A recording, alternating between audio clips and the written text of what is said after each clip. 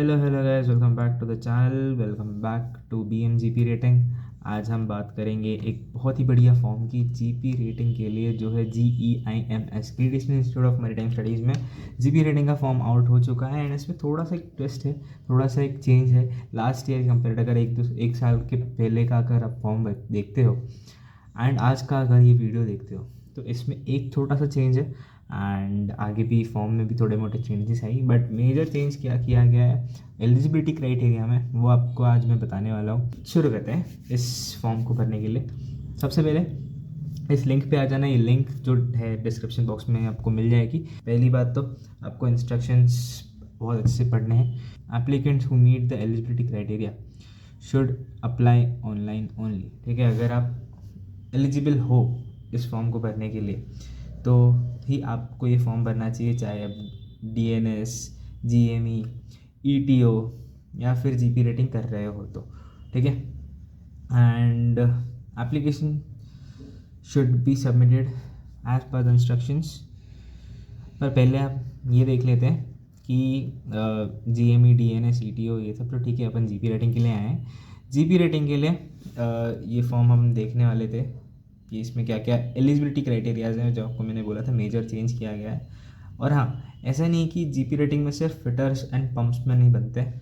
आप चाहें तो डेक में भी जा सकते हैं, इंजन में भी जा सकते हैं। आपको चूज़ करना होता है फिटर बनना है, पंप में बनना है, डेक में जाना है या फिर इंजन साइड में जाना है। ठीक है, तो हम यहाँ पे एक जीपी रेटिंग की जो एलिजिबिलिटी क्राइटेरिया है वो एक बार देख लेते हैं।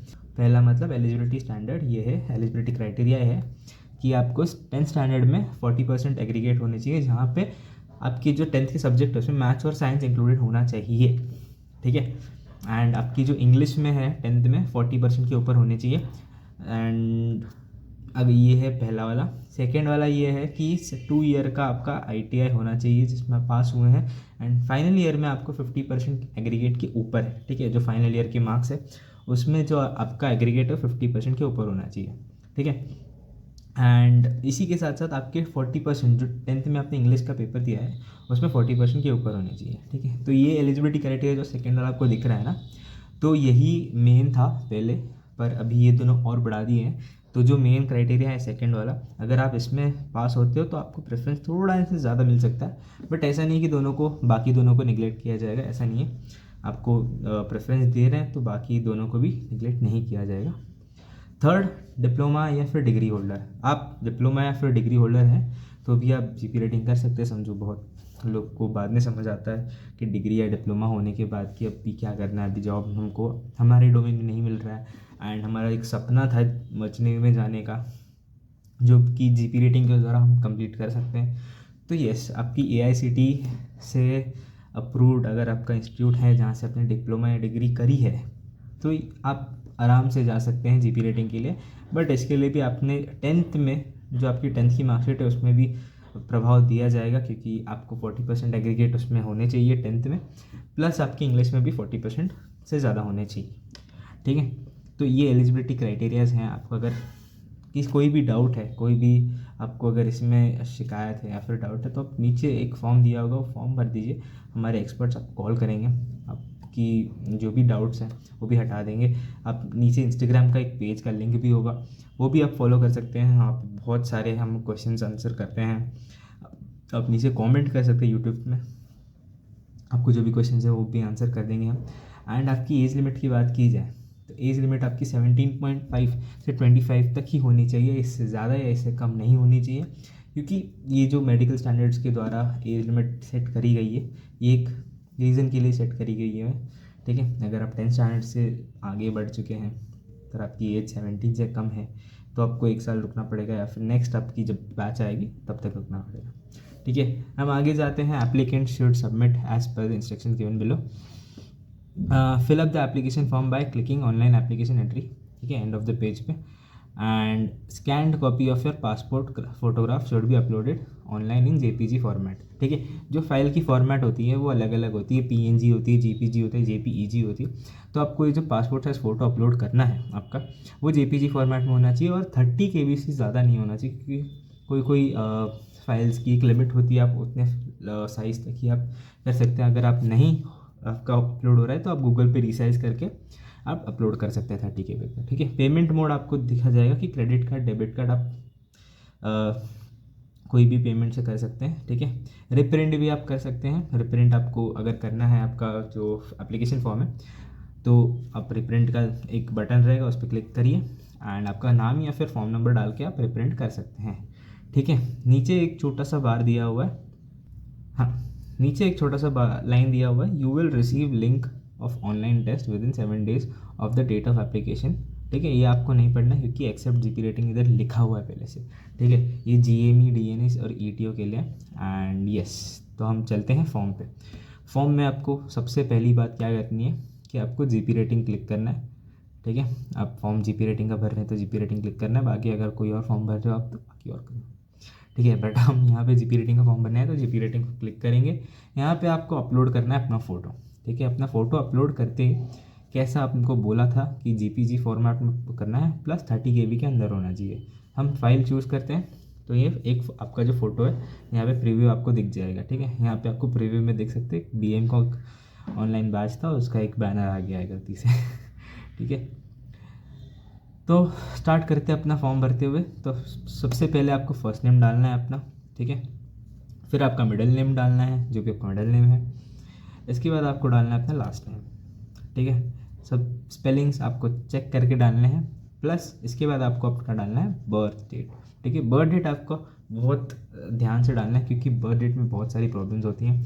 आपका पासपोर्ट हो गया, आपका आधार कार्ड हो गया, आपके सारे जो बर्थ सर्टिफिकेट हो गए, सारे डॉक्यूमेंटेशंस में आपका जो नाम और नाम का स्पेलिंग और बर्थ डेट है, ये बहुत ही एक्यूरेट होनी चाहिए क्योंकि फिर बाद में प्रॉब्लम होता है डॉक्यूमेंटेशन में।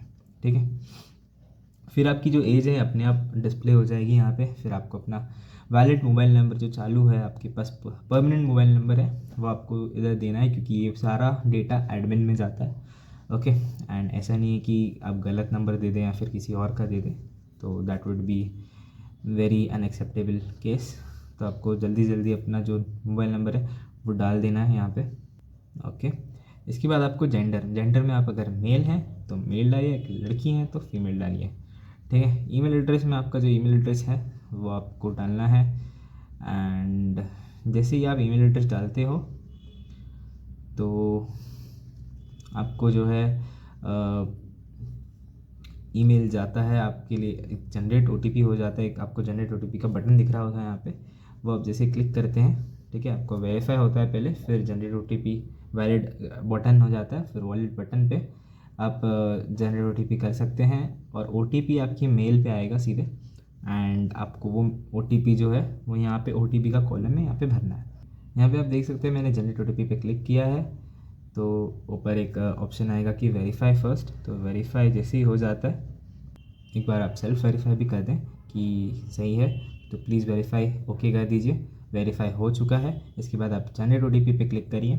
तो जैसे ही जनरेट ओटीपी पे आप क्लिक करते हैं तो OTP send to the email ID provided. ठीक है, आप फटाफट से चेक कर लीजिए अपना ईमेल एड्रेस जो भी आपने यहाँ पे दिया है।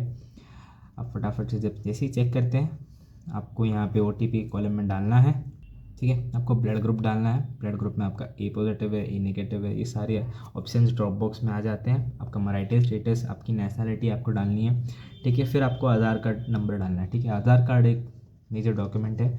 इसके बाद अगर आपके पास पैन नंबर है, पैन कार्ड है, पैन आईडी है, तो आप पैन नंबर अपना डाल सकते हैं, या तो फिर कैन लीव इट एज। आपको देख सकते हैं स्टार नहीं है उस पर, स्टार जिस चीज़ पे है वो आपको कंपलसरीली भरना ही है, बाकी आप छोड़ सकते हैं। ठीक है, मदर टंग आपको चूज़ करनी है, आपकी मदर टंग क्या है। फिर प्लेस ऑफ बर्थ में suppose I born in Mumbai, and आपको आपकी हाइट एंड वेट डालना है ताकि आपका बीएमआई जो है वो भी मॉनिटर हो सके फॉर्म के द्वारा ही कि आपका बीएमआई हेल्दी तो है। ठीक है, इसके बाद आपके आते हैं पर्सनल डिटेल्स। ठीक है, पर्सनल डिटेल्स में आपके बहुत सारे डिटेल्स हैं फादर मदर के रिगार्डिंग। फिर आपके आते हैं एड्रेस डिटेल्स, फिर आता है आपका क्वालिफिकेशन डिटेल्स। अब सब हम एक एक करके भरेंगे। पहली बात तो फादर के बारे में हम भरेंगे डिटेल्स, जो भी है आपका नाम है डैड का वो आपको भरना है। ऑक्यूपेशन सपोज इंजीनियर है मेरे डैड। इसके बाद में कंपनी का नाम आपको यहाँ डाल रहा है, कौन सी कंपनी में, अगर कोई गवर्नमेंट कंपनी में है तो गवर्नमेंट डालिए, या फिर प्राइवेट है तो आप प्राइवेट का नाम भी डाल सकते हैं। ठीक है, आपके डैड करते क्या है, डेजिग्नेशन क्या है उनका, ये डाल दीजिए। फिर इसके बाद में ईमेल एड्रेस, उनका अगर ईमेल एड्रेस डालना है तो डाल सकते हैं, या फिर मेरी सुनो तो डाल ही दो, क्योंकि ये सारा मैंने जैसे पहले बोला, ये सारा डेटा जो है एडमिन डिपार्टमेंट में जाता है। And if they have adequate data about you तो वो अच्छी बात होती है, अगर आप एडमिशन आपका हो जाता है बाय गॉड्स ग्रेस। तो if they have ample amount of details about you तो वो एक सेफर साइड हो जाता है। फिर इनकम आपको डालना है, कितना है आपके डैड का इनकम जो भी है। तो कम डालने से पहले ये भी ध्यान रखना कि अगर आप वो EWS की लाइन के नीचे हो तो आपको सर्टिफिकेट भी लगता है, ठीक है। इसके बाद में मोबाइल नंबर आपको आपके फादर का मोबाइल नंबर प्रोवाइड कर देना है, ठीक है। अगर आपके फादर या मदर नहीं है तो गार्डियन का आप डाल सकते हैं यहाँ पे, सारा चीज़ जो डिटेल्स अपने फादर की भरी है वो गार्डियन का जो भी है वो आप डाल सकते हैं, ठीक है। मदर्स केस पे जाते हैं। नेम एंड ऑक्यूपेशन में हमने भर दिया है, नेम में जो भी नाम है। ऑक्यूपेशन सपोज मेरी मम है हाउस वाइफ, फिर कंपनी का तो आता ही नहीं सवाल। फिर यहाँ पे आता है पासपोर्ट डिटेल्स में। पासपोर्ट डिटेल्स में आपका पासपोर्ट या तो येस होता है या तो नो होता है या तो फिर अप्लाइड होता है। नो का तो ऑप्शन ही नहीं आता, ठीक है। अगर आप मर्चेंट में जा रहे हो तो आपको या तो अप्लाइड करना चाहिए या तो फिर आपके पास ऑलरेडी होना चाहिए। तो मैंने यहाँ पे येस डाला है। एंड मेरा पासपोर्ट नंबर जो भी आपका पासपोर्ट नंबर है, वैलिड पासपोर्ट नंबर आपको यहाँ पे डाल देना है, ठीक है। क्योंकि समझो आप इस दुनिया में आते हो तो आपको बर्थ सर्टिफिकेट लगता है, आप मर्चेंट नेवी की दुनिया में जाते हो आपको पासपोर्ट लगता है, ठीक है। ये बहुत ही इंपॉर्टेंट डॉक्यूमेंट है। इसके बाद में आपको date of issue, place of issue और वैलिड अप टू, मतलब कब तक ये वैलिड रहेगा ये पासपोर्ट। नॉर्मली 10 साल का होता है पासपोर्ट, ठीक है। एंड अगर कोई माइनर में पासपोर्ट बनाया तो 18 साल तक रहता है या फिर 10 साल तक रहता है। तो ये आपको डेट मेंशन कर देनी है कि कब तक आपका पासपोर्ट मतलब वैलिड है। तो ये मैं कर रहा हूँ अभी।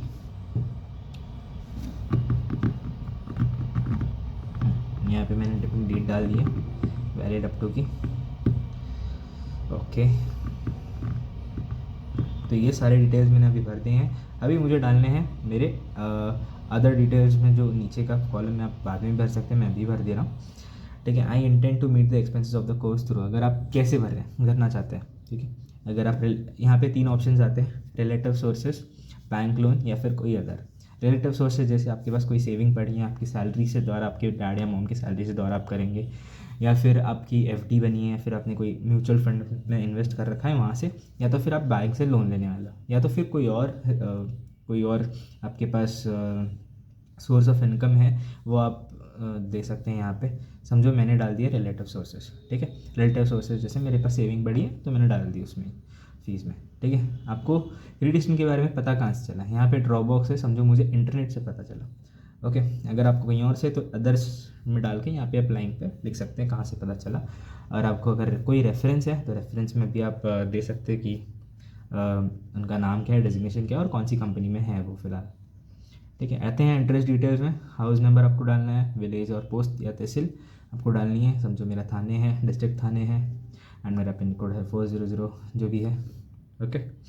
स्टेट आपको बतानी है, कौन सी स्टेट से आप बिलोंग करते हैं। समझो मैं महाराष्ट्र से हूँ, एंड यहाँ पे telephone number with STD code, ठीक है। ये आपका रेसिडेंशियल टेलीफोन नंबर आपको देना है तो आप दे सकते हैं। In case of an emergency वो आप कर सकते हैं प्रोवाइड। एंड यहाँ पे आपको दिख सकता है click here for copy to corresponding address, ठीक है। अगर आप सेम एड्रेस पे रहते हैं, परमानेंट एड्रेस पे, तो आप कॉपी कर सकते हैं। देखो जैसे मैं कॉपी करता हूँ तो यहाँ आपका करस्पॉन्डिंग एड्रेस आ जाता है, ठीक है।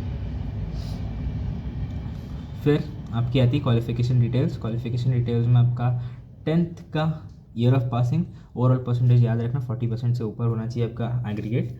इसके बाद समझो मेरा 85 है, इंग्लिश में भी आपकी 40% से ऊपर होने चाहिए। समझो मेरे कुछ 60% बन रहे, तो स्कूल का नाम आपका मेंशन करिए पूरा जो भी आपके मार्कशीट पे है, एंड आपका बोर्ड जो भी है वो आप मेंशन करिए।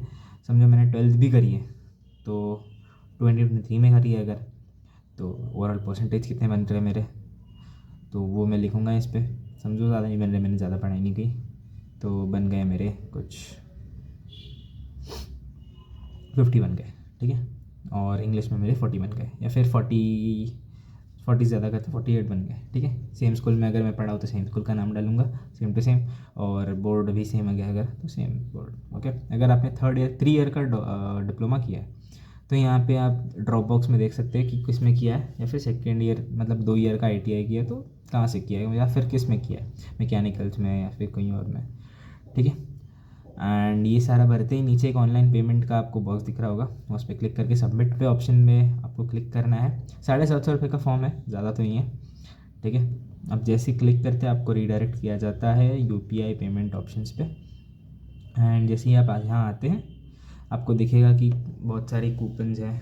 ठीक है, बहुत सारे कूपन्स आपको दिख जाएंगे। एंड अगर आपके पास है ये सारे लेज़ी पे ऐप है, क्रेडिट UPI ऐप है, अगर अमेज़ॉन पे है तो आप यहाँ से कर सकते हैं। आपको कूपन्स का भी, ऑफर्स का भी फ़ायदा मिलेगा। यहाँ पे गूगल पे आपको wallet, UPI, net banking, cards के द्वारा भी आप कर सकते हैं, एयरटेल मनी के द्वारा भी कर सकते हैं। ठीक है, ये सारे ऑप्शंस है आपको पैसे भरने के लिए।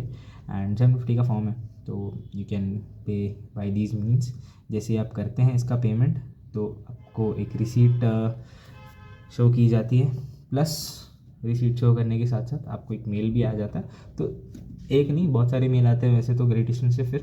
फिर जो भी मेल आते हैं आपको संभाल कर रखने हैं, क्योंकि उन मेल्स में कई सारी इंपॉर्टेंट नंबर्स होते हैं, इंपॉर्टेंट आपकी IDs होती हैं, तो वो सब आपको संभाल के रखनी है ताकि अगर टाइम पे लगे तो वो आपको समझ जाए। एंड ध्यान देना कि स्पैम में कोई जा नहीं, अगर जा भी रहा है तो उसको स्पैम से बाहर निकालें एंड उसको कॉपी करके या फिर ड्राइव पे अपलोड कर दे अपने मेल्स।